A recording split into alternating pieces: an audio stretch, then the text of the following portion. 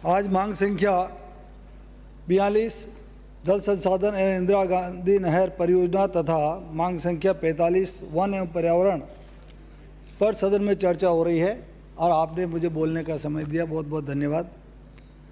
आज ये बहुत ही महत्वपूर्ण दोनों मांगे हैं और इन पर चर्चा होनी भी चाहिए। जल है तो जीवन है, वन है तो जल है, पर्यावरण शुद्ध है तो वन भी रहेंगे, जीवन भी होगा और अच्छी ज़मीन भी होगी। यदि पर्यावरण ठीक नहीं हुआ तो कुछ भी होने वाला नहीं है। वनों को बचाना बहुत ज़रूरी है। वन बचेंगे तो जीवन भी बचेगा, बरसात भी होगी, सब कुछ ठीक हो जाएगा। लेकिन मैंने पिछले 5 सालों में ये देखा, जितने जंगल, जितने वन, जितने पेड़ पिछले 5 सालों में काटे गए, शायद मेरे जीवन में कभी भी इतने पेड़ नहीं काटे गए। उतने पेड़ पिछली सरकार में कटे और इतने पेड़ कटे जिसकी कोई सीमा नहीं रही, कोई देखने वाला नहीं था। अंधेरी नगरी हो गई, आँख मूंद ली सरकार ने। ऐसा मुझे लगा कि ये पेड़ों की कटाई क्यों हो रही, जैसे होना था जो हो रहा है। मेरा एक निवेदन है, पर्यावरण को शुद्ध करने के लिए घने वनों को लगाना बड़ा जरूरी है। पर्यावरण को खतरा पहुंचाने वाले उद्योग धंधे जितने भी हैं, माननीय पर्यावरण मंत्री जी, आपसे आग्रह है मेरा कि ये जो पर्यावरण को दूषित करने वाले जितने भी उद्योग धंधे हैं, जो जीवन नहीं बचा सकते हैं, जमीन नहीं बचा सकते हैं, जल को ठीक नहीं रख सकते हैं, और यहाँ तक कि उस जिंक में काम करने वाले, दरिबा के अंदर जो काम करने वाले, चंद्रिया में काम करने वाले जितने भी मजदूर हैं, उनके ब्लड के अंदर लेड की मात्रा अधिक होने से उनकी असमय मौत हो जाती है। मैंने बार बार कई वर्षों से यह मामला उठा रहा हूँ, लेकिन मुझे लगता है कि अधिकारी मिले हुए हैं, जिंक का सारा मैनेजमेंट मिला हुआ है, रिपोर्टिंग गलत आती है, लोगों का स्वास्थ्य का परीक्षण होना चाहिए, वो परीक्षण होता नहीं है। ब्लड के अंदर, माननीय सभापति महोदय आपसे आग्रह करना चाहूँगा, ब्लड के अंदर हमारे सबके लोगों के ब्लड में लेड की मात्रा 10 माइक्रोग्राम से अधिक नहीं होनी चाहिए। लेकिन जिंक के आसपास के 40 गांव में जहां का वातावरण ही दूषित हो गया, जल दूषित हो गया, ज़मीन दूषित हो गई, वहाँ के मजदूरों में और वहाँ के लोगों में, उनके जीवन में, उनके ब्लड में 50 माइक्रोग्राम से भी ज़्यादा ब्लड में लेड की मात्रा है। और ऐसे उद्योग धंधों को चला करके जीवन को ख़राब कर दो, ज़मीन को ख़राब कर दो, पानी को ख़राब कर दो, तो ये किस प्रकार से जहर उगलने वाले उद्योग धंधों पर हमको लगाम लगानी चाहिए। मैं उद्योग धंधों को बंद कराने के पक्ष में कतई नहीं हूँ। उद्योग धंधे भी चलने चाहिए, रोजगार भी मिलना चाहिए, लेकिन ऐसे उद्योग धंधे जो जीवन को ही नष्ट कर दे, उस उद्योग धंधे की कोई आवश्यकता नहीं हो सकती है। क्या जहरीले पदार्थ उगलने वाले उद्योग धंधे जल, जीवन, हवा को शुद्ध रख पाएंगे? ये कतई नहीं ऐसा करने वाले हैं और ये जीवन को खराब करेंगे। मैं निवेदन करना चाहूँगा, मेरे विधानसभा क्षेत्र में, मेरे पूर्व के विधानसभा क्षेत्र गंगराल में पहले मेरे पास चंद्रिया था, हिंदुस्तान जिंक लिमिटेड चंद्रिया। अब मैं कपासन आ गया हूँ तो दरिबा आ गया वापस, और वहाँ की हालात इतने ख़राब है। आसपास के 40 गाँव के अंदर वहाँ के फसलें खराब हो जाती है, हवा खराब, पानी खराब, ज़मीन खराब, जीवन खराब।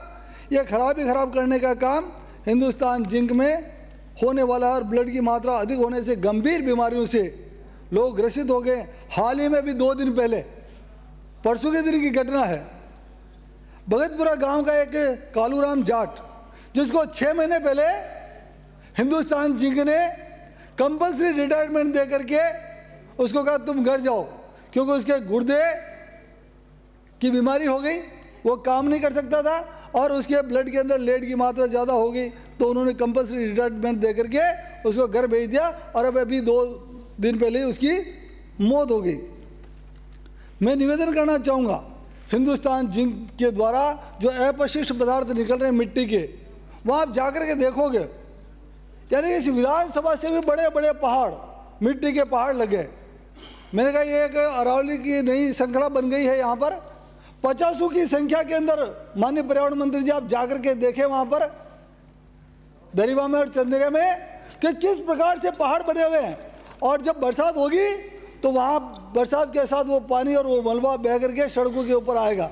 जब सड़कों पर आ जाएगा तो वो जहरीले, हमारे खेत खराब हो जाएंगे, फसलें खराब हो जाएगी, हवा के कारण जल जीवन नष्ट हो रहा है, मेरा आपसे आग्रह है कि इस समस्या से निजात दिलाने के लिए हमारे को ये इस परेशानी का सामना झेलना पड़ रहा है। नदियाँ खराब हो गई, तालाब खराब हो गए, कुएँ और ट्यूबवेल। मैंने देखा, आपसे पहले कहा था, जब हम पिछली बार थे तब मैंने कहा था कि मैं गांव में गया, सोमटो का खेड़ा गांव में गया और वहाँ उन्होंने कहा सर चाय बनाते। मैंने कहा तुम्हारे पानी की समस्या है। उन्होंने कहा इसीलिए तो आपको बुलाया। तो पानी और चाय को मिलाया और उसके ऊपर रखा, स्टोव के गैस के ऊपर, और दूध बढ़ गया। और ये समस्या क्यों है कि इसके अंदर दूध में भी लेड की मात्रा ज़्यादा हो गई और चारे में भी लेड की मात्रा ज़्यादा हो गई। मुझे 5 मिनट देंगे तो अच्छा लगेगा सर। 8 मिनट। हाँ करना पड़ेगा। मैं रावत साहब का धन्यवाद देना रह जाएगा मेरा, नहीं तो मैं निवेदन करना चाहूँगा कि वहाँ पर ग्राउंड वाटर इतना ख़राब हो गया जिसकी कोई सीमा नहीं है, और वहाँ पर अशुद्ध पानी पीने के कारण गर्भपात भी गिरते हैं और बांझपन की समस्या भी बनी हुई है। लेड में ये कैडमियम की मात्रा, हेवी मेटल्स उसमें है, कैडमियम, निकल, लेड, इस प्रकार से ये। और मैं निवेदन करना चाहूँगा, यदि वहाँ का पानी शुद्ध होता तो हिंदुस्तान जिंक दरिबा के अंदर काम करने वाले जितने भी अधिकारी और मजदूर हैं वो मेरे वहाँ से मातृकुंडा डैम से पानी लाते हैं, लाइन बिछा करके वहाँ से पानी ला करके वहाँ से पानी पी रहे हैं। मेरा एक निवेदन था, अभी आज सुबह मैंने एक प्रश्न पूछा था विधानसभा के अंदर, उसको मैंने बड़े जतन किए लेकिन मेरा नंबर नहीं आया।